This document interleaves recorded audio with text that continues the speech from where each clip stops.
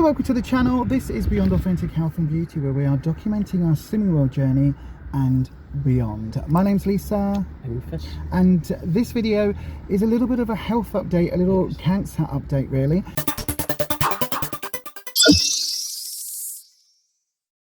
So first of all, if you don't know what I'm talking about, I will put a link up here to the video that I did the other day or a couple of weeks back now, where I reveal the fact that I actually have bladder cancer, and I go through what all of the information was leading up to that, what the signs were, and basically what happened. So this is an update to that. So as we're sat here today, we do actually have a date, and I will tell you all the details about when that is. But before we do, how we got the date is its own story, isn't it? It is a bit. Because when I was referred, as I said in that other video, the consultant said, right, we'll refer you as an urgent, and the staff, I said, oh, how long should that take roughly, ballpark figure? And they said, well, we can't tell you exactly, but it's probably going to be 2 to 3 weeks. Okay, says I, getting in my head, 2 to 3 weeks, okay, we can deal with that. Well, the 3 weeks is up tomorrow as we're filming this. So yeah, obviously it hasn't been 2 to 3 weeks, and so I didn't hear anything for the first week, and I thought that's a bit odd. Haven't had a letter or anything. It was only going to be 2 or 3 weeks. You know, they need to do a pre-assessment and all of that first, right? So yeah, I then rang the admissions team and basically spoke to someone who said that the waiting list, I'm on a waiting list for surgery, and that there wasn't going to be slots available until April, and then it would just be on the list, they work their way down. So seeing as I was only just put on that list, everybody that was added to it before me would have gone before me for surgery, which is fine. You might have then been waiting, what did they say, a minimum of 4 to 6 weeks? Might have been, minimum. Yeah, might have been. That's 4 before to 6 they weeks. would have contacted you at that point. Yeah. That's what. So that would have been 6 weeks, until the beginning of April, and or 7 weeks rather, till the beginning of April, and then an appointment time some point later.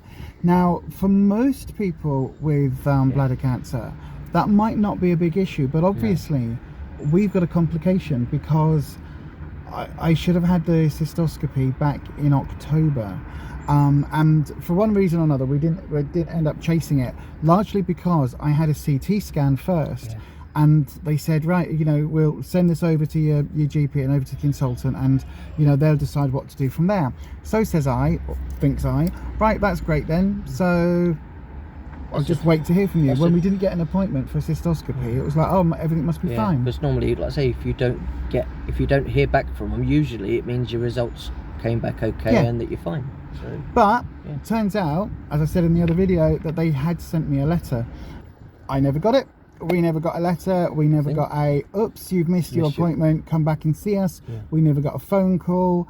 I mean, I could understand, like I said, they send a letter out, you didn't get one, you're not likely to not get both of them, are you? So no, because everybody knows what it's like these days with the NHS. Yeah, you miss an appointment, you get a follow-up letter. You always do. It's strange you didn't get both of them. No, I know. So on Monday, I raised a complaint with PALS and basically explained to them what happened, and went through the whole story, the whole rigmarole, and that my consultant was trying to push this through as an urgent case. And they said, well, yes, you shouldn't have to wait longer than, you know, 4 to 6 weeks. Anyway, like, it might take 2 or 3 weeks to get an appointment, but it should be fairly quick. Quite how long you've had it. So but also they agreed that the cystoscopy mess up back in October was extenuating circumstances. So she got involved. She contacted my consultant's secretary. He's obviously got involved to say, or rather, she got involved with urology, and was also contacting the consultant's secretary. And then the person I spoke to today from the admissions team was like, oh, everything's fine, moving forward, can we agree this, and I was like, no, there may not be a moving forward for me. If this is growing into the muscle lining of the bladder, if it has grown into that, my survival rate drops from 70% expected to 45%. That is a hell of a drop. I'm surprised that, you know, from ringing them one day, all of this was done in PALS, within one day, because you rang because they know there's been a later yesterday, later afternoon, and then super early this morning they tried ringing you. We missed that. Was it missed that one or whatever? And they rang you shortly after. Yeah, because they know there's been a cock up. Well, the woman on the phone to me today, she actually said, oh, well, you appear to have fallen through the cracks, fallen through the net. Yeah. And I said, that's great. I've fallen through the net with cancer. I said, you know, this is one that I've possibly had for quite a while. And I said, if it has spread to other parts because the cystoscopy didn't happen, and this is 6 months later that we're now facing this, I said, that isn't anything to do with me. It's not that I missed an appointment. It's that I never got the letter, and there was no follow-up, no phone call, no nothing. And she said, oh, well, that's very strange. There should have been.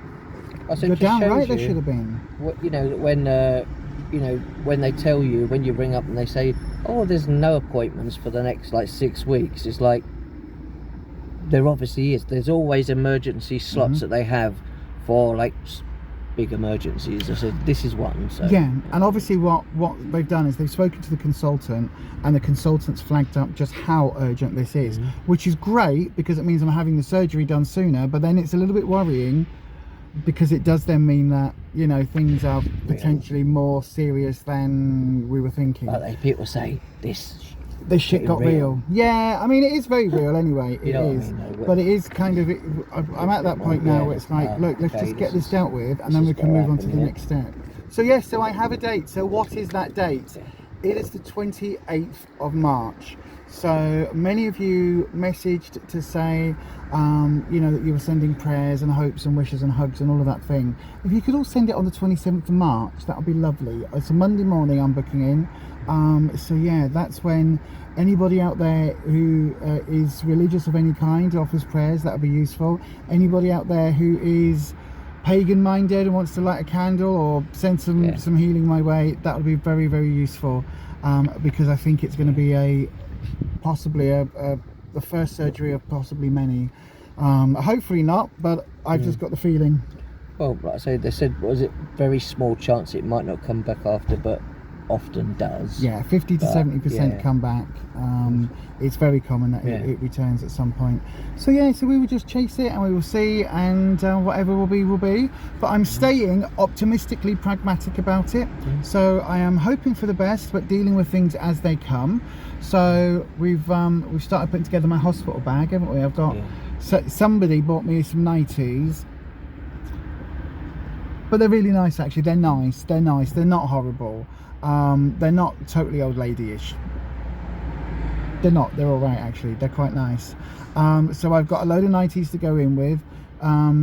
I've seen different conflicting opinions as to whether I may or may not be in there overnight, or out the same day, or even 48 hours. So I'm going to prepare for 48 hours because, again, optimistically pragmatic.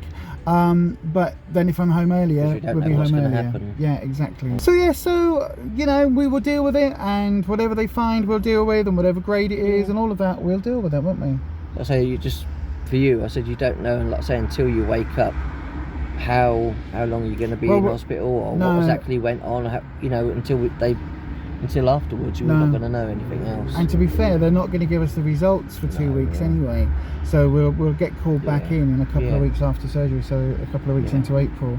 But it does show you that being a squeaky wheel does actually get some results, especially when they have messed up. This is not that I missed an appointment, this is them messing up. So hopefully this will be a one and done, although we don't expect it to be a one and done, do we? We expect that it will probably return at some point, but we will face it as and when it comes. So yes, but yeah, there you are. So that's the update.